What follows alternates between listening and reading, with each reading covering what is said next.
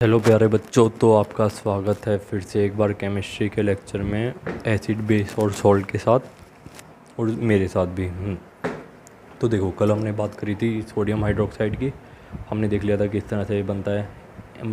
तुम NaCl को पानी में मिला के उसका इलेक्ट्रोलिसिस कर दो तो हमें मिल जाता है sodium chloride, sodium hydroxide, chlorine gas और हाइड्रोजन गैस। ये सब चीज़ें हमने देख ली थी, हमने यूजेस वगैरह भी देख लिए थे। आज हम एक नए केमिकल कंपाउंड की तरफ बढ़ते हैं जो कि है ब्लीचिंग पाउडर। बच्चों देखो, ब्लीचिंग पाउडर का केमिकल फॉर्मूला क्या होता है? CaOCl2, जिसको हम कैल्शियम हाइपोक्लोराइड भी बोलते हैं। CaOCl2। ब्लीचिंग पाउडर का जनरली काम क्या होता है बच्चों, कि किसी चीज़ को सफ़ेद वगैरह करना, किसी चीज़ को साफ़ करना। जैसे मान लो तुम्हारा कोई कपड़ा काला वगैरह हो गया, यानी कि जैसे सफ़ेद कपड़ा कोई तुम्हारा ब्राउन सा हो गया, मिट्टी विट्टी ज़्यादा लग गई, तो हम ब्लीचिंग पाउडर का यूज़ करके उसे सफ़ेद वगैरह कर सकते हैं। ठीक है। और भी कई जगह साफ़ वगैरह यूज़, साफ़ सफाई वगैरह में, चीज़ों को साफ़ वगैरह करने में ब्लीचिंग पाउडर का यूज़ होता है। ठीक है। तो बच्चों, ब्लीचिंग पाउडर का फॉर्मूला क्या हो गया? CaOCl2, calcium hypochlorite. Bleaching powder can be form by reacting chlorine gas with slaked lime. ठीक है। स्लेग लाइम, या इसे तुम कैल्शियम हाइड्रोक्साइड भी बोल सकते हो। ठीक है। ब्लीचिंग पाउडर कैसे बनता है? कैल्शियम हाइड्रोक्साइड को क्लोरीन गैस के साथ मिलाओ, या फिर स्लेग लाइम भी बोल सकते हैं इसे। स्लेग लाइम को तुम क्लोरीन गैस के साथ मिलाओ, हमें क्या मिल जाएगा? कैल्शियम हाइपोक्लोराइड, जो कि है CaOCl2 प्लस में H2O। ये हो गई इसकी प्रिपरेशन, कि हम इसको कैसे प्रिपेयर करते हैं केमिकली। ठीक है बच्चों। इसका देखो यूज़ क्या है। पहला, इसका यूज़ फॉर ब्लीचिंग कॉटन, कि जैसे कॉटन तुम प्लांट से लाते हो, वो थोड़ी ख़राब वराब सी हो जाती है, मिट्टी विट्टी लग जाती है, तो उसको साफ़ करने के लिए, उसको सफ़ेद वगैरह बनाने के लिए हम कॉटन में इसका यूज़ करते हैं। और लाइनर इंडस्ट्री में भी, कपड़े वपड़े की इंडस्ट्री में भी इसका यूज़ होता है। Used as oxidising agent in the chemical industry. ये केमिकल इंडस्ट्री में ऐसा ऑक्सीडाइजिंग एजेंट भी काम होता है। ऑक्सीडाइजिंग एजेंट मतलब ये सामने वाले को क्या, सामने वाले का क्या करा देता है? ऑक्सीडेशन। सामने वाले को ऑक्सीजन देता है, उसका क्या करा देता है? ऑक्सीडेशन करा लेता है। ऑक्सीडेशन करा देता है सामने वाले का, यानी कि किसी और केमिकल से मान लो इसे रिएक्ट करा दिया, ये अपने में से ऑक्सीजन छोड़ के दूसरे वाले केमिकल को ऑक्सीजन दे देगा, उसका करा देगा ऑक्सीडेशन। तो इसलिए ये एज आ ऑक्सीडाइजिंग एजेंट भी काम आता है केमिकल इंडस्ट्रीज़ में। ठीक है। और for bleaching wood pulp in paper factories. ठीक है। फॉर ब्लीचिंग लिख लो इधर, for bleaching wood pulp.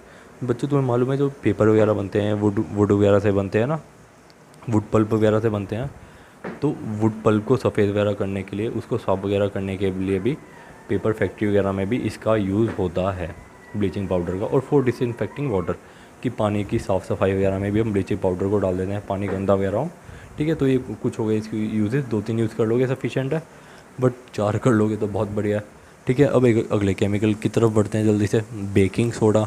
Baking soda बच्चों मालूम है तुम्हें कहाँ काम आता है? सबसे पहले तो तुम्हारे घर में, तुम घर आजकल केक बना रहे होगे, पकोड़े वगैरह में काम आता है, कि मतलब स्पंजी बन जाए, थोड़े फूले फूले से बन जाए, केक जैसा होता है ना, फूला फूला सा एकदम बढ़िया स्पंजी सा।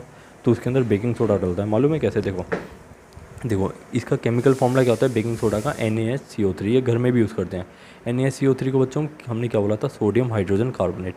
ठीक है। इसके 2-3 नाम है। देखो, एक तो सोडियम हाइड्रोजन कार्बोनेट, या फिर कोई कोई इसे सोडियम बाइकार्बोनेट भी बोल देता है। ठीक है। तो ये बेकिंग सोडा के कई नाम है। तो इसका केमिकल फॉर्मूला है NaSCO3, जिसको सोडियम हाइड्रोजन कार्बोनेट भी बोल देते हैं और सोडियम बाइकार्बोनेट भी बोल देते हैं। ये घरों में यूज़ होता है पकोड़े बनाने के लिए, क्रिस्पी पकोड़े, केक वेक बनाने के लिए, स्पंजी स्पंजी रहे मामला। तो देखो बच्चों, किस तरह से केक वेक में किस तरह से काम होता है। जैसे मान लो बच्चों, तुम केक पाउडर तुमने कुछ लिया, उसके अंदर तुमने ऐसे बेकिंग पाउडर को मिला लिया। जैसे बेकिंग पाउडर और केक वेक का है। जैसे केक वेक का मतलब कुछ पाउडर वगैरह, जैसे कि जिससे भी तुम केक बना रहे हो, कुछ मैदा वैदा है जो भी, उसके अंदर मान लो तुमने बेकिंग पाउडर डाल दिया। ठीक है। अब देखो, इसका फॉर्मूला क्या है? NaCO3। तो बच्चों जैसे इसको हीट करते हैं ना, जैसे मान लो बेकिंग, जैसे हमने हीट करा इस पूरे मिक्सचर को, जिसके अंदर सोडियम बाइकार्बोनेट या बेकिंग सोडा डाला हुआ है, जैसे ही हमने हीट करा, ये क्या करता है? अपने में से ना कार्बन डाइऑक्साइड को बाहर निकाल देता है। जैसे ही बच्चों कार्बन डाइऑक्साइड बाहर निकलेगी मिक्सचर में, जैसे ही ऊपर की तरफ मिक्सचर में बढ़ेगी, तो वो होल करके निकलेगी। जैसे ही ऊपर निकलेगी मिक्सचर में से, तो होल होल करके निकलेगी, उसको रास्ता बनाएगी अपना। तो जैसे वो रास्ता बनाती जाएगी, तो मामला स्पंजी होता जाएगा, वो फूलता जाएगा, केक वगैरह या पकोड़े थोड़े फूलते जाएंगे। तो इस तरह से थोड़ा काम करता है। कार्बन डाइऑक्साइड बाहर निकलती रहती है, जैसे मान लो मिक्सचर में से, जैसे जैसे वो बाहर निकलती रहेगी तो केक फूलता जाएगा, क्योंकि कार्बन डाइऑक्साइड बाहर निकलने के लिए रास्ता ढूंढेगी। जैसे ऊपर बाहर की तरफ निकलेगी, केक तुम्हारा मोटा हो जाएगा, स्पंजी हो जाएगा। सोच के देखना, बड़ा इंटरेस्टिंग प्रोसेस है, तुम्हें सोच के मज़ा आएगा। ठीक है। तो इसको प्रिपेयर कैसे करते हैं? ठीक है, केमिकल इसको प्रिपेयर कैसे करते हैं? नमक डालो, NaCl, पानी डालो, कार्बन डाइऑक्साइड डालो, अमोनिया डालो। ठीक है। NaCl डाला, H2O डाला, रिएक्टेंट में कार्बन डाइऑक्साइड डाला और अमोनिया डाला। हमें क्या मिल जाता है, अमोनियम क्लोराइड NH4Cl, साथ में NaSCO3 सोडियम हाइड्रोजन कार्बोनेट, जिसे हम बेकिंग सोडा बोलते हैं। ठीक है, घर में तो हम नहीं कर सकते, घर में कार्बन डाइऑक्साइड कैसे ही डालोगे, तो मतलब अमोनिया वगैरह कैसे ही डालोगे, तो इस तरह से लैब में इसको प्रिपेयर किया जाता है इंडस्ट्री वगैरह में। ठीक है, इसकी प्रॉपर्टी देखो, कुछ इसकी प्रॉपर्टी होती हैं जो हमारी गिवन है, तो हम उसको देख लेते हैं।